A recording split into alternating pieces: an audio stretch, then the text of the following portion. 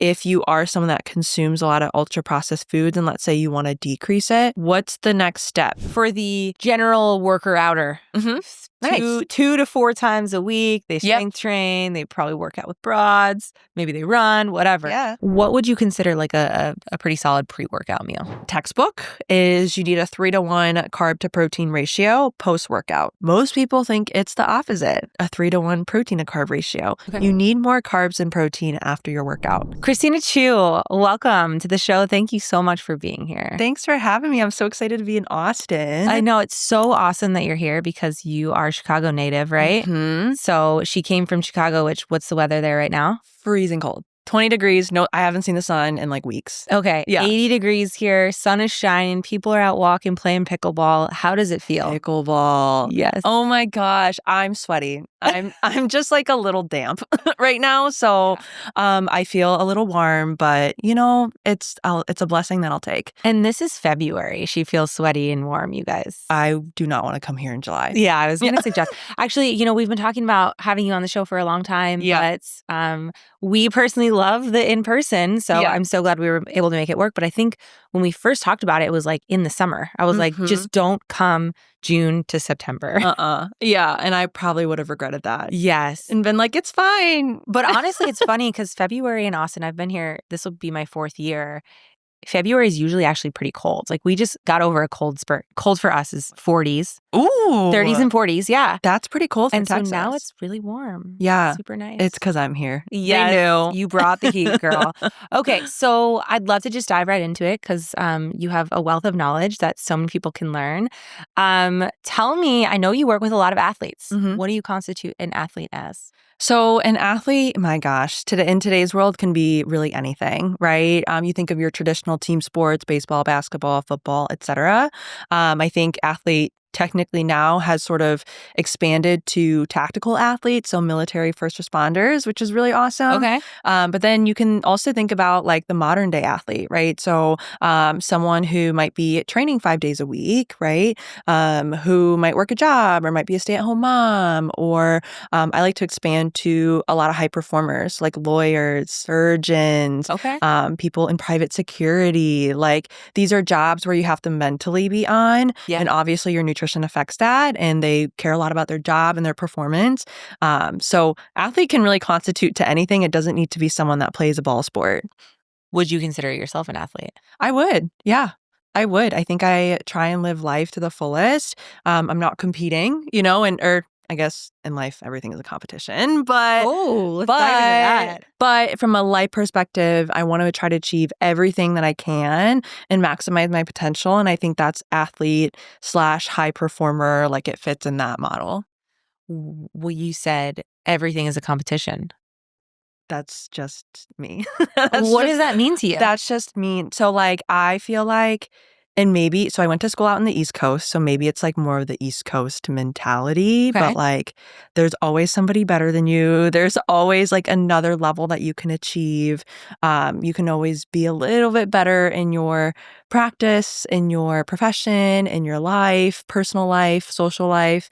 And so it's always about achieving that growth mindset. I think you had Casey Joe, yeah. Yeah. I really resonated a lot with that. So it's just achieving more, seeing the positive. And so in that kind of everything, there's always a little bit of competition, a little bit of growth. Do you feel like that ever holds you back?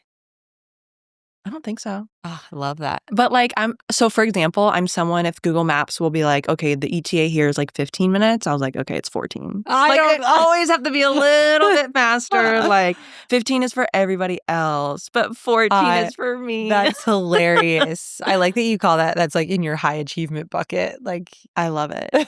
It brings I'm gonna be such a speed racer just so that I can beat this Google map. Totally. Yeah. And then like, don't even get me started on walking. Oh, okay. Slow walkers, I can't do it. Are you like, what's your average pace for walking? I have not tracked the mileage. You should check. I should. I'd love to know because I got really mine down to like 15:10 last year. Oh my gosh. Or maybe it was like high 14s, and I was like, I am busting a move right now. Wow. That felt fast, but you probably could go a little bit faster than that. You know what? let's just do it. Yeah. You're like, actually, let's stop this. I actually don't know what my speed is, but next time I'll let you know. So you would consider really anyone an athlete. Yeah. So then what is the difference? I know you are a sports dietitian. So what's the difference between a dietitian and a sports dietitian, and does it have anything to do with working with athletes or not? Yeah. So to give you kind of the whole picture, so in order to be a dietitian, you have to do your bachelor's degree, now your master's degree in nutrition, and then you have to pass a board certification exam. So just like how doctors, lawyers, like everyone needs to take a board exam in their profession, same thing with dietitians. Okay. So that's what gets you an RD after your name. Okay. And then after that, you have to have 1,200, 1,000 hours working with athletes. And again, that could be active individuals. Okay. And then when you get that, then you can sit for the sports dietitian exam, which is a CSSD. There's a lot of D's and R's and S's and C's in this world. You should have just stopped at lots of D. I know. We could have called it That's that. Obviously.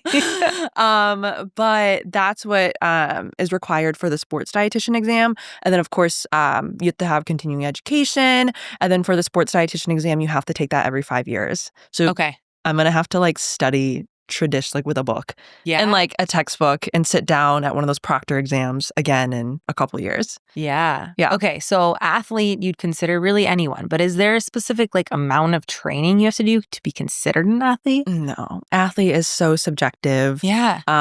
Versus like, for example, a dietitian is like an actual term. No one else can say that legally. Yes. But as like an athlete, I describe it like a coach. Anyone can really be a coach, that's not like a regulated term. Okay. So for me, an athlete doesn't have a certain number or certain level associated with it. For example, I just had a call with someone and they were like, oh, we're like an NCAA D2 team. And I was like, okay, great. They say it, they like immediately sort of demote themselves. But I'm like, I don't care if you're D1, if you're NCAA, if you're just passionate about the sport, like I'll get behind it. You could be passionate about woodworking. I'd be like, hell yeah, You're a woodworking athlete. Let's do it. Yeah. Okay. I think about that and I'm like, they're sweating a lot. They're physically, their job is physically demanding. Like I try and think about it from like a physiological standpoint. So when you have nutrition guidance for them, are you meeting them where they're at? Or do you have a baseline of like, this athlete should be eating or doing this? Always meeting them where they're at. Yeah. And I'm sure it's the same too for you, right? Like every single body, every human that you work with is so different, even though they might fall into certain camps or buckets. But this is something I tell with my athletes too. Like, you are so unique. They love to hear it. You're so unique. You're so special. And so it's my job as your dietitian to meet you where you're at, and then we'll go from there. I hate the maybe the thought of like, oh, you're the dietitian, you're just going to tell me what I need to do. And that can be like really intimidating. Okay. But that's not my job. My job is to really guide you to where you want to be from a nutrition perspective. So I'll always meet my athletes where they are in their schedule, the foods that they eat, where they go grocery shopping, their cooking levels. So whether they're a poor cook or a really great cook, the amount of time that they want to spend in the kitchen, all of that is really up to them. What sport did you play growing up?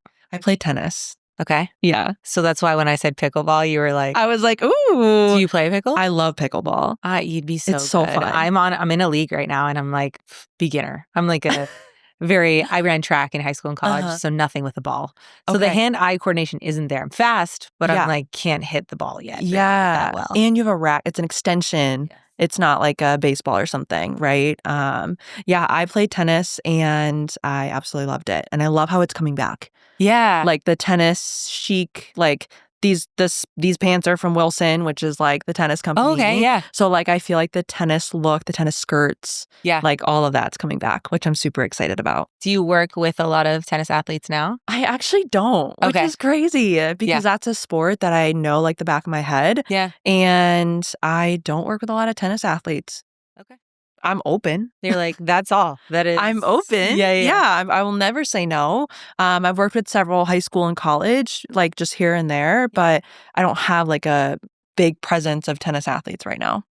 How would you help someone fuel themselves for their specific performance? So let's think of this as like a lot of my listeners aren't maybe like a sports athlete. They don't play for Division I. I did a very long time ago. We were talking about age right before this, and I was like, dang, that was half of my life ago, which is crazy. Gosh. I know, it's crazy. Look at how much you've grown. So much. So how does someone actually fuel for their specific performance? Yeah. My elevator pitch for fueling is a performance plate, which is like I tell my athletes, if you do this, it'll get you 80% of the way there. So a performance plate is basically how do we break down our meals? And it'll look very similar to the My Plate, which is like the government version for public health, but really the athlete version performance plate. This was created by the U.S. Olympic and Paralympic Committee. Pretty okay athletes, I would say. Of course. Yeah.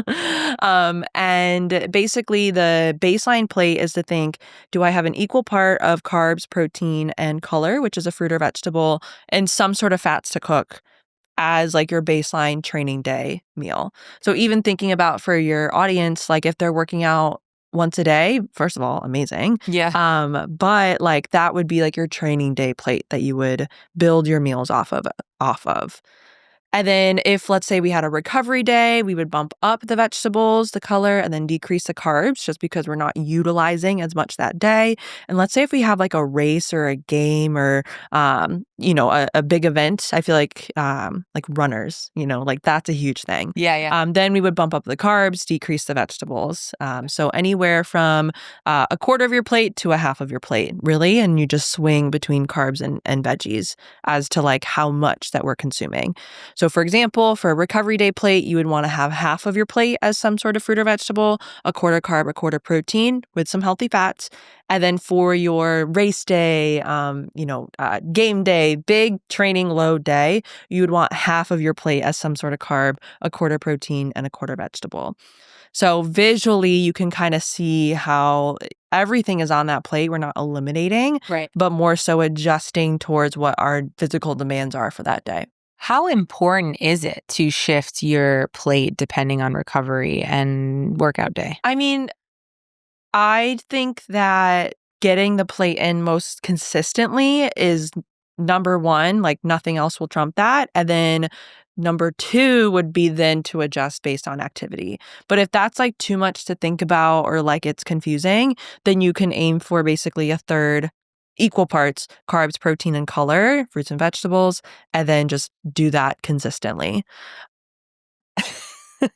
I ask because I've literally never changed it. I mean, even when I was a D1 athlete and yes, you eat more on certain race days and stuff. And I'm just like, some people come to me and they're like, well, should I eat more or less on these days? Personal preference, I just never have. Yeah. What is the real reasoning for it then on these like rest days where we're eating a little less of something and more of something else? So really just thinking about it as tailoring your nutrition for really like whatever your needs are. I think in your case, if you're like, I've never changed it and things work just fine, that's meeting the athlete where they are. So if you're like, my recovery is great, I'm sleeping well, I'm not super sore, my energy is awesome, no changes, right? Why fix what's not broken?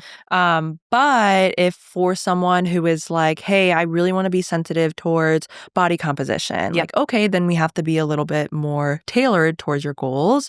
That's really when we can start to make those adjustments.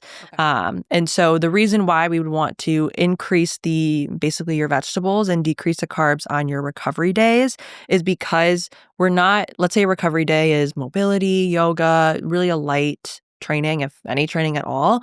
We don't have that physical demand as we do with our, let's say, 1 hour workout. And that's a great opportunity to get some more of those fiber foods, anti-inflammatory vitamins and minerals, fruits and vegetables, color. Get more of that into your diet because there's not so much of a need for calories and energy, which come through your carbs, your protein, and your fat, your macronutrients. On more of your race day or your competition day, we need more energy. So it makes sense that would increase. And then naturally, we'd have to decrease your color. Just there has to be some sort of give. But also, if you think about it, color being high in fiber, low in calories, like we only have so much room in the gut. Like we need to basically back off of the fruits and vegetables a little bit to fit in the carbs in our digestive system, which I know sounds like really weird for a dietitian to say that, but when you break it down to the science of it and the athlete demand, it actually like makes a lot of logical sense, and it's like what that athlete needs in that moment. Do you think a lot of your athletes are a little nervous to eat that way at first with you? Um, what a great question. I think yes, for some. Some are like perfect little golden retrievers and just, whatever you say goes and it's awesome. But I understand the hesitation because we live in a world where they say more carbs is the devil. Yeah. And you're like, is the devil in the room with us right now? Yeah.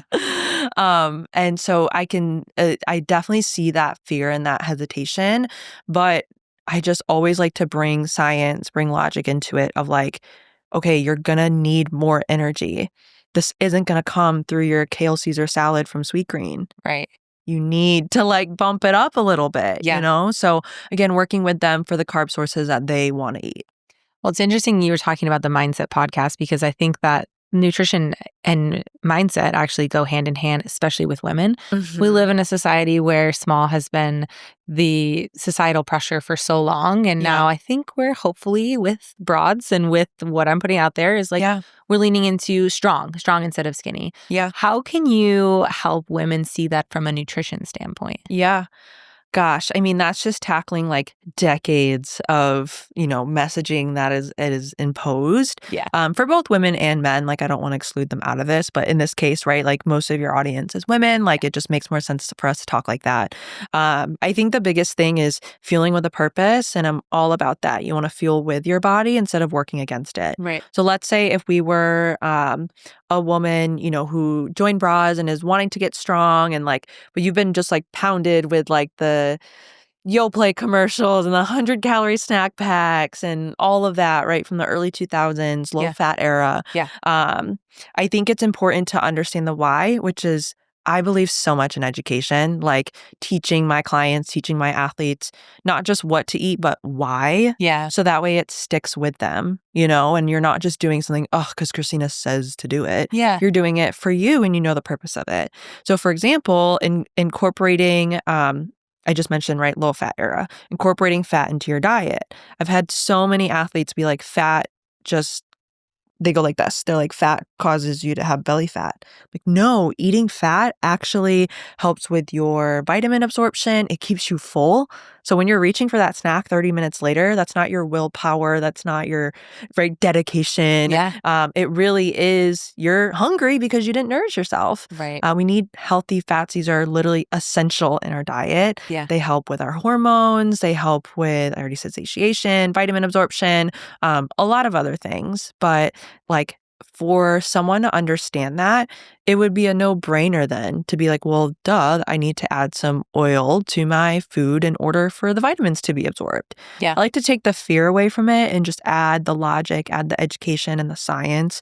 So it's the client's like, duh, of course I'm going to do that. Like, why would I not want to support my hormone health? Yes. Actually, that's what I was going to lean into next. Okay. Is there, something different women should be eating, especially female athletes, during certain phases of the month? Yeah. So there's actually a lot of research going into females and female athletes, which is awesome. I haven't found any sort of statements yet that I'm like super convinced by. Of course, women with the menstrual cycle, it's very real. Like, it's not like a fake concept or anything. Yeah, of course.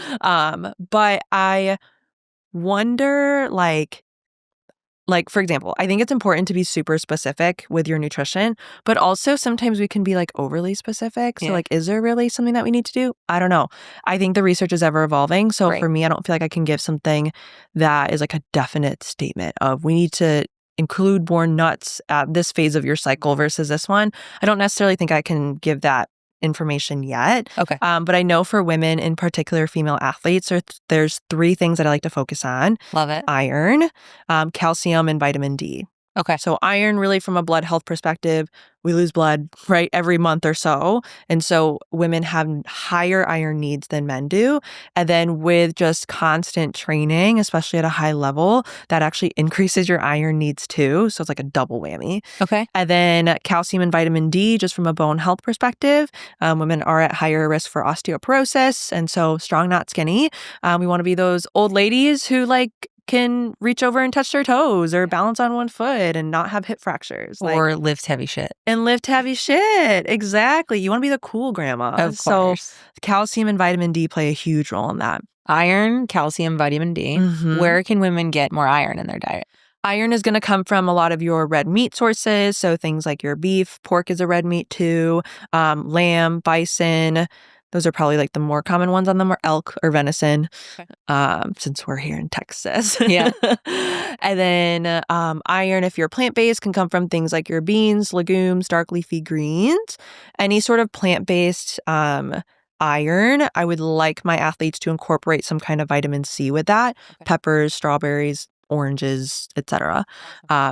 So like my favorite example of like an iron-rich meal is chili. Okay.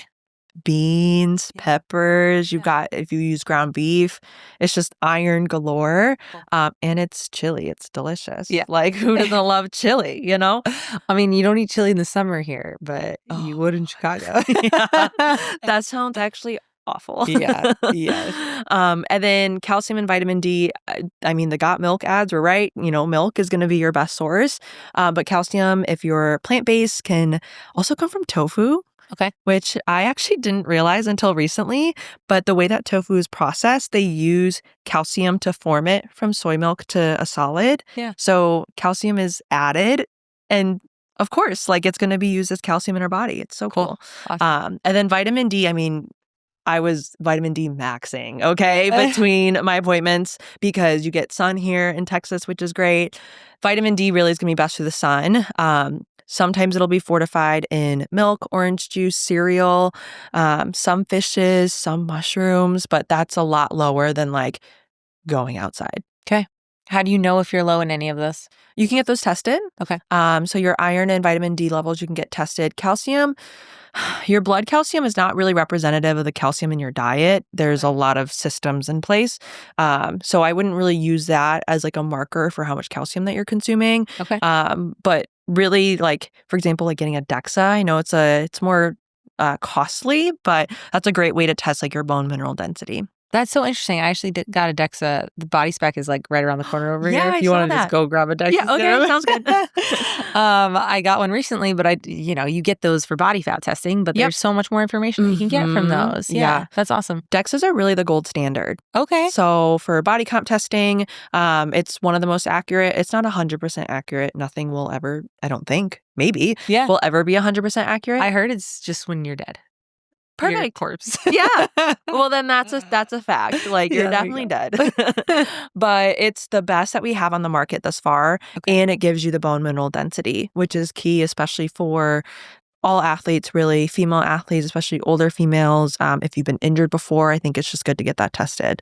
Okay. So it usually is like an out-of-pocket cost. Yeah. But I think even if you were to get like one a year, like, it would so be worth it. I think they're maybe like $40 or something. So it's super worth. Yeah, you're right. I should get them. Yeah, I'm like, you could just. They're 100+ in Chicago. What? Yeah. I think maybe you have to get like a pack or something for that. But I remember last time I went, it was like $40 or $50 for one. It. Yeah. That's awesome. like a Starbucks latte. Yeah. Chicago. You know, people are, that's like a dinner. Yeah. I know. Yeah, it's crazy. Okay, so iron, calcium, vitamin D. Mm-hmm. How do you know if you're low? Like, go to get it tested out. Mm-hmm. And this is, you can get some blood panels from doctors, or where would you get some iron? You can go to your PCP to get that checked. I think that's probably the best, like, most accessible option. Yeah. You can go through, like, right now there's a bunch of like lab testing groups and companies and stuff. Yeah. Again, they tend to be pretty costly. So usually if you can get it covered by your insurance, or at least partially covered, might as well go down that route. Yeah, absolutely. Yeah. So how do you know if you're eating too much of any of those? Well, of anything, really. Yeah. It would be, I don't want to say impossible, but I think iron toxicity or eating too much iron really comes from supplementation. Okay. So if you were, you listen to this, right? And you're like, okay, iron is important. I'm going to take an iron supplement. Let's not do that. That did not come from me. Okay, yeah. Iron is important, but that doesn't always mean that we should supplement with it. Right. Because it's so easy to basically overdose with supplements because it's like a concentrated amount. So it'd be very difficult to overconsume those foods, but certainly you can overconsume the nutrients by really supplementation. Yeah. I mean, the amount of beef or the amount of milk that you would have to drink to reach toxicity levels, like your stomach is going to be like this big before that happens. Yeah. Let's get into supplements. Okay. What do you tell your athletes to use? Tell me about how you feel about supplements in general. So the first thing is that you can't out-supplement a bad diet. Love it. Yeah. So when we think about the hierarchy of like nutrition priorities, supplements are at the very top of meaning like. I was like, yes. Wait, pause. Or at the bottom, depending on which way that you see it. Yeah, of course. But supplements are not superior towards your performance plate. Got it. So it doesn't matter what supplements you take if we're not eating relatively in a balanced way. Yeah.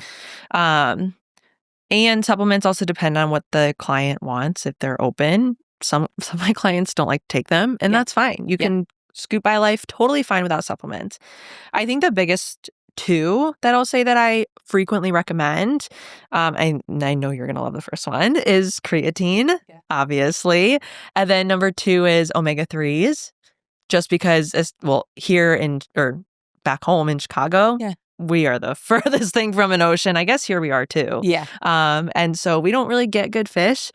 And technology has improved a lot where we can get good frozen fish. But like, I just think a lot of the Midwest culture, it's meat, potatoes, cheese. Yeah. And so we just don't get as much fish in our diet. So getting that through supplementation can be great. As an athlete, basically what omega-3 does, it's a highly potent anti-inflammatory property, which is great because as an athlete or an active person, high performer, etc., you experience a lot of damage done to the body. You're stressed, it's physically demanding, and the solution is not to stop playing your sport or to stop working out. Like that's not it. But instead, how do we increase anti-inflammatory properties in our lifestyle and our diet? So fish, omega-3 is a great option, but for some, just don't want to eat it or can't access it. Yeah. So then that's where the supplements come in handy with the omega-3s. And is this something that you take every day? Yeah. Okay. Mm-hmm. Okay. I've talked about creatine a lot. You've heard it on my podcast. I talk about it online. I'm not a dietitian, so let's hear it from the RD. Why do people need to take creatine? I mean, honestly, Tara, give yourself some credit. I think you do a really great job explaining it. And there are certainly a lot of people who don't explain it very well. So that means a lot. So you explain it from the RD perspective so people can really understand why you need it. Why? Not sponsored by Big Creatine. Right. But creatine is basically, so when we take creatine through a supplementation, basically what that is we're increasing our creatine stores in our body. And creatine is like the main energy source we use for explosive movement. 1 to, 5 seconds, creatine phosphate, right? So let's say our body has not 100% fills, but let's say 50. I actually don't know what the complete percentage is. By taking exogenous or through our food or supplement, creatine, let's say we bump that up to 90 or 100. And now we can increase that work capacity for your power, explosive movements, which will ultimately help you in the gym, right? Through your workouts. Now, if you're taking creatine and you're sedentary, it's not going to increase your power because you're not doing anything physically to stimulate that, right? So the two go hand in hand. Yeah. And then what's really interesting is we're starting to see a lot of research on creatine and cognitive function. Creatine is involved in a lot of concussion protocols. So for football in particular, they just tend to experience a lot of concussions. Creatine will be involved in that as well as omega-3s. Creatine in the aging process, especially for women, creatine has a lot of functional benefits. I just attended a conference where they were talking about a lot of the other functional things with creatine that you might not think of.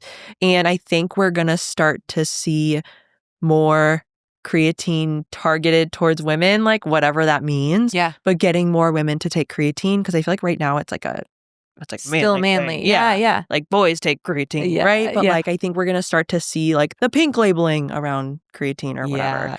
Roll eyes, but we gotta roll eyes, but the messaging is there. Totally. Do I think that you should pay more because it's pink and pretty? No. It's the same. It's the wine, not the label. Like it is what's on the inside that counts. Doesn't matter which, label it is. But yeah, creatine is great and it's super easy to take. You just take your 5 grams every single day. Doesn't even matter what time of day that you take it because all you're doing is just filling up the stores that you already have. Creatine is found naturally through a lot of our meat products. So technically, yes, you might be able to hit that dose through food, but like the amount of meat that you would have to eat to get there is a lot. Okay. You didn't mention protein powders for supplementation. Tell me why. Protein gets a lot of attention. Yeah, let's talk about it. Yeah, protein gets a lot of attention. And same conference that I went to was talking about the differences between protein and a supplementation versus our food protein through the food matrix. And the absorption through food is much higher than it is through a protein powder. Got it. So don't get me wrong, a lot of my athletes do take protein. Right. But it's not like, okay, like, what are you eating? Are you having protein powder? It's not a necessity for everyone. But it's convenient. You get your 20, 25, maybe 30 grams in a shake, like super easy. Great if you have low appetite after your workout or just not a lot of time if you're like a busy mom. It could be great, but there's so many protein powders out there. It's over glamorized. Got it. Everyone knows they need to eat protein. I think we're like moving on from that. Ooh, we're moving on. We are. I love it. But we still love protein. Don't get me wrong. We're moving on to creatine and omega-3. Yeah. Not sponsored, but can be. Now, I am someone that doesn't eat a ton of red meat. Mm-hmm. I know that beef is what you talk about a lot. I know that red meat's a huge proponent of what you give your clients. For me personally, I just don't because, God, why did I stop? I just didn't like the way it made my stomach feel. And then I kind of just like stepped away from it, starting to add it a little bit more back into my diet. Yeah. Tell me why it's important to eat red meat and why specifically for women. Yeah. I mean, I'm not someone to like push you in the way that you're uncomfortable. So if you're like, Christine, I can't explain it, but my stomach just feels off after I eat red meat, then that might be the way that your body responds, and that's fine. Yeah. We can get iron in through different sources. Yeah. So it's not an all or nothing approach. What a surprise. We haven't heard that on here before. But I really think with red meat, it's efficient, and I wonder if red meat sometimes can be so confusing, right? Like you get a steak, let's say, like a strip or a filet mignon.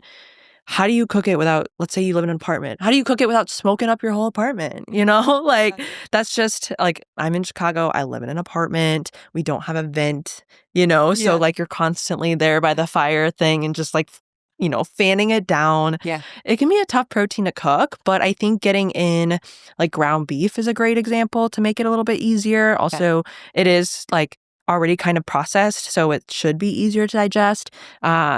And at the grocery store, they sell like the ground beef for stir fries or the taco meat. Like that's another really great way, an easy way to get red meat in.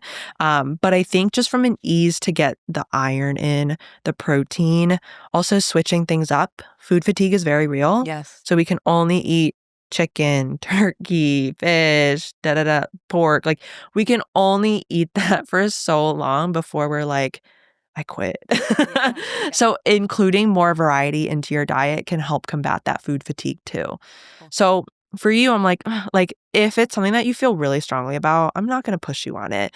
But if for some reason, let's say you were not eating red meat because it's bad for you. Like, I think we got that messaging a lot. I would say like in 2010 era. Yeah. If you're like, it's bad for you. Why? I don't know. Like everyone just says to stop eating red meat. Yeah. I think we can really think beyond that, adding the science, adding the logic of, okay, well, why? Like, we're actually seeing a rise in anemia or like low iron in this country. So like, yeah, it would make more sense to incorporate more iron-rich foods that also give you a high quality protein, a higher quality protein than the supplements, in one delicious little protein source. Where should we be getting our meat from and what should we be looking at on the label? Ooh, wow. This is hard for me to speak on just because everyone has different food. I mean, I'm about to go to my first HEB and I'm very excited. I love HEB. I've only heard about it. But also, I It's will like tell you, yeah, also go to Central Market. that's where we're going. I'm It's like going the after this. upscale HEB, and it's just like wonderful. It's I've beautiful. I seen love it. I've only seen Ugh, it online, I so it can't feels wait like a for you to see it. fantasy of like the cranberry fountain and like just Yes. like it's so over the top, but it's like a dietitian's dream. Yes. Mhm. Um, but really like what I like to have my athletes and clients look for. Ground meat in general is just a staple for, I feel like, a lot of my athletes. We're aiming for ease, cost effectiveness, versatility in our meat. And so aiming for anything that is at least like 90% or above, 85 to 90. Really, if you get something that is like an 80, though, you can always drain the fat. Not down your actual drain, but like in a little jar or something to decrease the fat content, just because it's higher in more of your saturated fats. Okay. The fat found in meat is going to have a balance of saturated and unsaturated fat, but still, like if you're looking to have it be lean, that's like one way to go about it. Okay. And then really just in general, things that say like loin, for example, so pork tenderloin, like a why can't I think of another one right now off the top of my head? But loin is a good word to look for like a lean protein. Okay. And honestly, like I think the biggest thing is looking at it visually. So when we think about a steak, for example, if you see a ton of that white fat and marbling, those are more of your quote unheart healthy fats that we would want to try and limit or just decrease whenever possible. So like looking at your like produce or your product in the market and just looking for one that has more redness to it and less of like the white fatty like marbleization. Nope. Yeah. Whatever that word is. Do you have any thoughts on organic versus non-organic? I do. I have lots of thoughts. I would love to hear that. And the TLDR is just whatever you feel comfortable with. If you're ordering or getting conventional produce, meat, eggs, dairy, the nutritional differences are basically zero. Even talking to farmers and ranchers and people who are food producers, like the ones who actually make the food, it's funny. They'll be like, organic, really became in popularity, what is it, late 2000s, early 2010s. And they're like, we did it because people are going to pay more money for it. Yeah. And as a business, if someone's willing to hand you more money, wouldn't you want to take it? But they're like, we eat conventional, like I eat conventional. I don't really do the dirty dozen or whatever. Okay. Like I will eat the regular strawberry with pride. Is there anything about pesticides that we need to be worried about when it comes to that? So organic also uses pesticides. So it's not pesticide free necessarily. Yeah. Not necessarily because everything is going to be tested for safe consumptions in humans. Okay. So like I think the fear around food does more damage than the little bit of pesticides that is required because we have to feed a ton of mouths and try and do it locally. And that's really hard to do just given the environmental conditions and all these things that we're luckily not thinking about as consumers, but things that our farmers have to deal with. So then what is the main difference? Marketing? Okay. I mean, I hate to call it that, but spade is spade, Yeah. And I think if you talk to the actual producers, they'll probably say the same thing. So interesting. Yeah. Gosh. I know like a lot of them will use the buzzwords because it's what helps you sell. Yeah. I don't blame them. I would do the same thing. Yeah. But it's what consumers want. So you kind of follow that lead. But like realistically, there's not really a ton of differences. Let's talk about the processed versus unprocessed buzzword. Give me what you got there. So any sort of processing in food is essential, right? Unless you're just like biting the cow. Yeah. True, I guess. I guess. Maybe we're doing that in Austin, Texas, but people are crazy not everywhere. So processed has like layers, right? For dates, they're pitted. love dates. I know, honestly. Figs are my new thing too. Actually. Really? Yeah. They're so delicious. Yeah. Great flavor. I feel like there's a lot of complexity to their flavor as well, but for them to be pitted, they're processed. Right. So then you would be like, dates are processed. Yeah. But somehow there still is not like a negative connotation with that, right? Then you have things like your canned or your frozen goods. Right? So canned vegetables are still vegetables. They're just canned because if you live in maybe one of these small towns in Texas, you don't have an HEB or a central market for like, I don't even know, like it's miles. Yeah. Miles. A long time. Right? But you have a Dollar General, right? A DG, and then you can go there and buy your vegetables. You're still getting them in. They're just canned. Yeah. Frozen foods, right? Still processed, but they're picked at peak ripeness. And gosh, for us to not have to cut, clean, wash, do any of that, and just throw it in the pot, amazing. Yeah. Right? So that's technically processed. Okay. But there's still not that negative connotation. Right. Where we think of the negative stuff is like ultra processed, right? Your baked goods, cookies, cakes, your desserts, your chips, sugar sweetened beverages. And that's something, of course, from a health promoting perspective that we would want to try and limit, but there's nuances to this. So for example, for my athletes, a lot of them really struggle with low appetite, right? You train to your maximal capacity and you're not like wanting to feast afterwards. You kind of feel unwell. Yeah. And so that's where sometimes these foods can come in handy because they are so palatable to get an athlete to eat something, because getting energy in is the most important thing for them. Right. Being a dietitian, we're trained in the medical side of things too. So a great example for this is for our cancer and oncology patients. Right. They definitely don't want to eat. I mean, when you have mouth sores and you're going through chemo and radiation, like, no, you don't want to have a kale Caesar salad from Sweetgreen. Like, you want to have some ho-hos or whatever it is. Yeah. And we know that malnourished patients tend to stay longer at the hospital. They don't see the same kind of recovery and repair. Mm-hmm. So any sort of energy in is a good thing. So if it's ho-hos and it's ho-hos, like that's what that patient can tolerate. So it's, again, meeting the patient or the client where they're at, right. But it's also super nuanced. I think everyone is fair to say, like, yeah, should we rely on bacon as our main protein source? No. Yeah. Right? But if bacon is what's going to help you eat your green beans or help your kid eat your green beans, yeah, it's a value. So I think processed versus unprocessed is not a yes or no. It's not an all or nothing. Let's go. It truly is on a gray scale. And we can see how much nuance there is to nutrition. Yeah. And how shocking, everyone isn't just you and your body and your experiences. We all have different experiences, lives, like values and backgrounds and culture. It's all so different. And so I don't think, as a dietitian, I can't say processed is bad and unprocessed is good. Like, it all has a spectrum. Is there something that you would tell people that are maybe eating too much of that ultra processed stuff that they could do instead?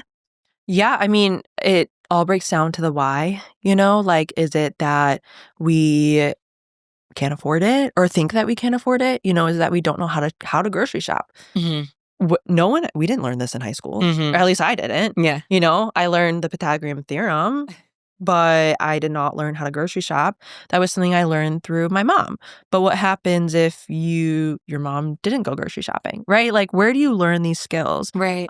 So sometimes it's a lack of understanding of maybe from a cost perspective, right? Or I don't know how to cook, or I can't cook, or I have arthritis and holding a knife is like really painful, right? But there are alternatives like frozen foods to help you with that. Yeah. I think it all goes back to science and logic. I can't like hit that nail on the head enough of the nuances. And if you are someone that consumes a lot of ultra processed foods and let's say you want to decrease it, what's the next step? Maybe there are some still processed to help you, right? But maybe some more health promoting options instead. So for example, I feel like frozen meals get like a really bad rap. I feel like we grew up in like the kid cuisine, like the Stofers and like the TV dinners. But I think frozen meals have really come a long way. And when you just look at the back of the label, look at the ingredients, there are actually some really great ones. So one of my favorites, shout out, is the Healthy Choice Max. It's like a red and black box. Okay. And it's got 30 grams of protein, a pretty decent amount of fiber too, and low in saturated fat. It's a frozen food, so it's going to be high in sodium. Oh, well. If you're an athlete who's sweating a lot, like I am in Texas, you're going to need that sodium. So that's actually a good thing. Okay. But like, that's a really great example of something that's low effort, like low cook skill required. You just have a microwave and you poke the holes and that's it. Yeah. And you can still get kind of like a nourishing meal with that. So I'd say like that's like a step. Okay. You know, like I don't think it's realistic for someone who consumes ultra processed foods to be like, all right, go make your kale Caesar salad from scratch. Yeah. Like, they're not going to do that. You've said that so much. Like, are you going to Sweetgreen after this? This is sponsored by Sweetgreen. Is Sweetgreen just infiltrating? They're listening. I'm going to get so many ads after this. You are for sure. I want to dive into pre and post workout nutrition because I feel like you can give a lot of feedback here. Okay. See, I feel like we could talk about this all day. I'm already learning so much. I'm sure you guys are too. Okay. For the general worker outer, 2 to 4 times a week, they strength train, they probably work out with broads, maybe they run, whatever. Yeah. What is a really good pre-workout with the, underneath that saying like whatever works best for them? Sure. What would you consider like a pretty solid pre-workout meal? Yep. So when we're thinking about pre-workout, I feel like snacks is usually pre-workout. And I actually just did a post on this that I'm low-key obsessed with and very proud of myself. Okay, I'll have to go check it out. The new SZA song, 30 for 30. Yeah. That's what you should think of for pre-workout. 30 grams of carbs, 30 minutes before. Love that. Easy. Did she make that for you? I think so. This? Yeah. Okay. We're friends. But I mean, it's true, right? The song is definitely not about sports nutrition. Can be. No. We'll rewrite the lyrics. Yeah. But for me, we'll call it's a sports nutrition song. So 30 grams of carbs, 30 minutes before. Easiest example of 30 grams of carbs is 1 banana. Got it. Easy. That's right? The only thing you need. Only thing. And that's a starting point. So again, everybody's different. Right. But if you're like, one piece of advice, what would it be? 30 grams of carbs, 30 minutes before. Love it. Some other examples you can do. I feel like the go-go squeezes are really popular with my athletes. Yogurt? The go-go applesauces. Oh, applesauce. Uh-huh. Okay. So a big complaint that I'll see before workout is I'm not hungry. I don't want to eat. I don't want to feel heavy. I have 6 a.m. lift. I'm not going to have breakfast at 3 a.m. Yeah. Sleep is important. Yes. So doing something quick, like a go-go squeeze, or 2 rather, is a really great way to just like zoom, get those carbs in. Cool. A lot of my youth athletes love the like Rice Krispie treats. They're obsessed with that. Yes. You can do fruit snacks, dates, back to that. Yeah. I think it's 5 dates are about 30 grams. So pretty easy. And we're really looking for the quick digesting carbohydrates because we don't want to feel heavy during your workout. Right. Duh. And we really just need carbs, no protein or fat beforehand. Mm-mm. Okay. I think they're starting to do some research on protein ingestion before workouts. But as of right now, just carbohydrates to get you that energy. Ideally, if we're eating consistent meals, we should have spaced protein out enough to like maximize that muscle growth. But when we're thinking about the timing of nutrition, the why is important. And so with this, the why of getting the energy, quick carbs, 30 for 30, 30 grams of carbs, 30 minutes out, that's going to be key. Okay, so this is really for a lot of the people that work out in the morning. Is there a difference maybe in the afternoon or in the evening? I like to try and have all of my clients get into that habit of having a little snack before. Yeah. But of course, there's nuances, right? So if you have lunch at 12 and your workout's at like 2, that carb from your lunch might have fueled you for the workout. Yeah. So like it really depends, but oftentimes I feel like when we think of pre-workout, it's really like last minute, like I need something to eat before my work. I'm starving. Like I need something to eat. And then we would want to eat more for our carbs. I think a lot of people tend to think protein shake before their workout, but that's actually not going to be your energy source that you use. Got it. Post-workout. What should we be eating and how soon does it need to be right after our workout? Yeah. Oh gosh, the big debate, right? Yeah. For so long too. Yeah. Post-workout, I think of the 3 R's of recovery. So you have to refuel, repair, and rehydrate. So that's carbs, protein, and hydration. Yeah. Textbook is you need a 3-to-1 carb to protein ratio post-workout.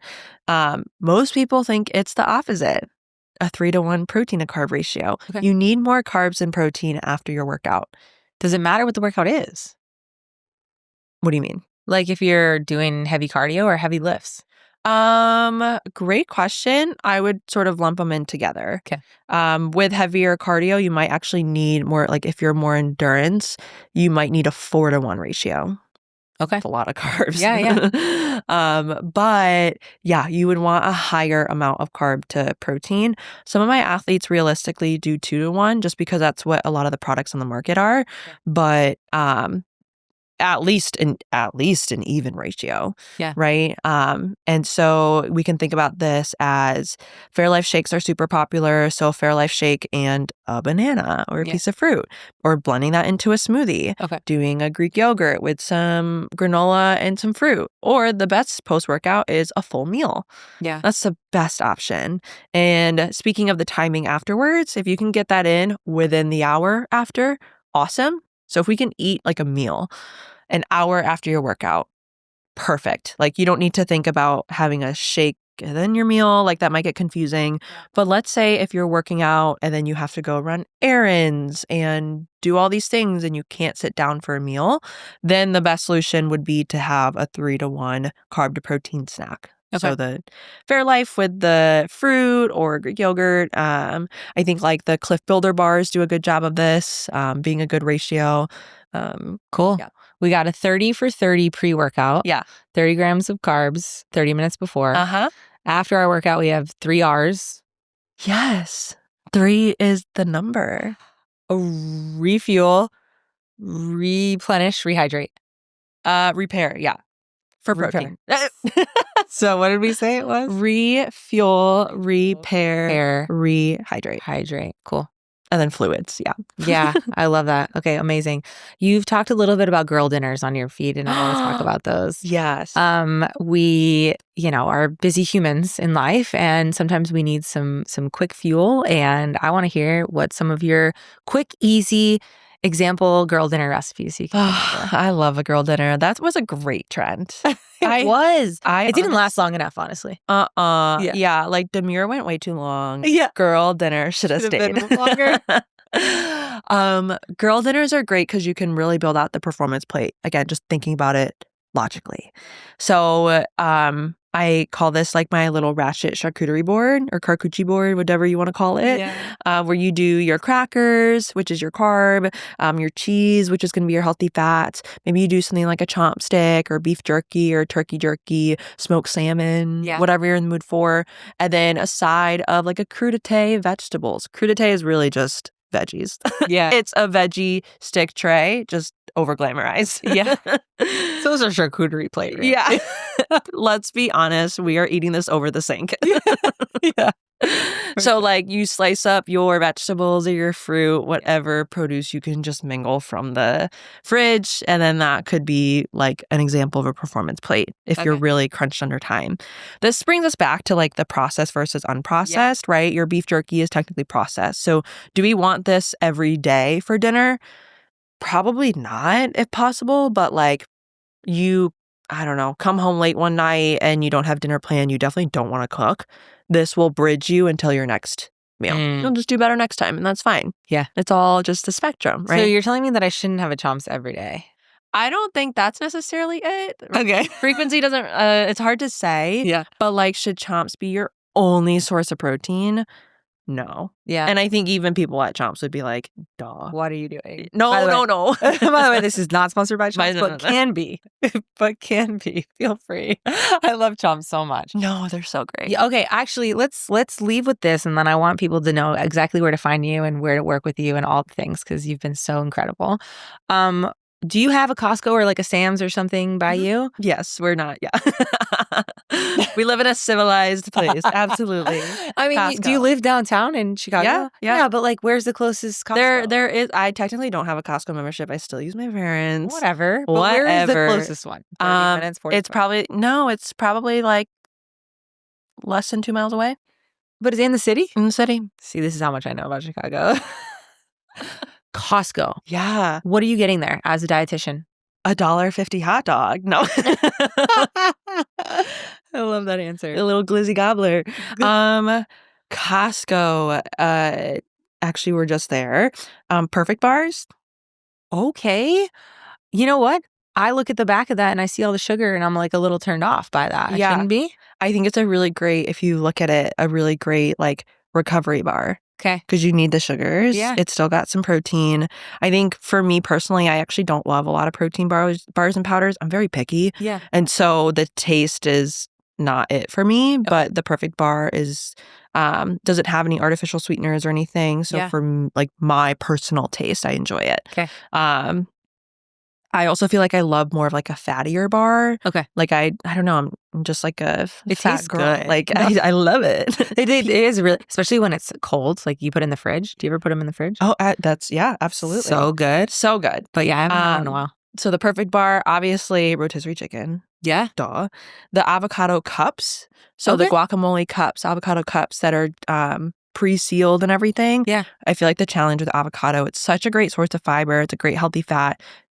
That bitch goes bad real quick. So fast. She's so dramatic. Yeah. And so putting her in a vacuum sealed cup helps a lot. I love it. Just from it's processed, but it helps extend the shelf life of our food. I'm like literally going through the map right now. Yeah. I feel like at Costco, I always get their salmon, their frozen salmon. They have them in those pre-portioned, about 3-ounce serving sizes. Yeah. Easy, perfect. Right? Yeah.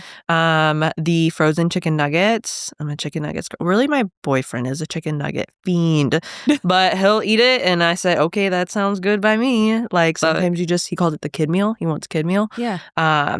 When you have girl dinner, he has kid meal. It's the same thing. We're all just children. Yeah. With responsibilities now. I'll usually get one of the Taylor Farms salad kits because I love convenience. I also feel like whenever I make a salad, it's not as good as when it's pre-made by someone else. Yeah. So the Taylor Farm salad kits, I feel like the Costco berries are like exceptional. I don't know what kind of magic they do. So good. And they're so affordable. Like so it's night and day difference between the grocery store and you get so much more. And then you can do the same. You can freeze them. They last forever. Exactly. Yeah. So those I love. And then if I'm like running low on like a pre-workout snack, Welch's fruit snacks are my go-to. Okay. My favorite texture, favorite flavors. I think they're superior to Mott's. This is not a dietitian thing. It's a personal preference. Yeah. But if I'm like low on pre-workout, I'll usually just snag some of that. Cool. The basics, toilet paper. But you know what? I always get my chomps there. I always get my chomps there. Always, yeah. Yes. And then Fairlife, I'll get there as well. Yep. So those are also like great protein. I know like they have Premier. They have a lot of other stuff. They actually just released like a Kirkland Whey. Okay. I haven't tried it yet. Yeah. But it looks another fine option on paper. Yeah. Awesome. Amazing. Gosh, you gave us so many good tidbits today. Tell us where people can find you and work with you and know more about you. Yeah. I think, the easiest way is probably through Instagram. So at Christina Chu. And then that's basically my website too. So ChristinaYchu.com. That will pretty much have everything and is a great landing page. What do you want to leave people with today?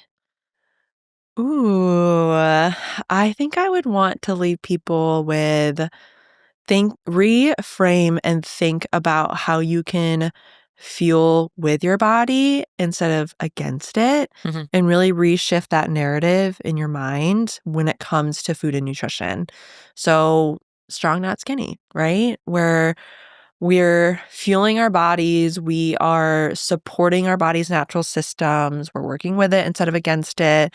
We're thinking about our health in the long run. But with that also comes having fun and being social and, eating the cake or the cookie or whatever it may be, like having that balance in your life. I think if everyone did that, they would be so much happier, so much healthier. The diet industry would crumble. Yeah. Weight Watchers would be gone. But I think that is really what a lot of people are trying to achieve. Yes. Thank you so much for being here. I so appreciate your time and all your information. And everybody, please go follow Christina. She's amazing. And go to Costco. And then go to Costco. Not sponsored, but Buy she's chops. open.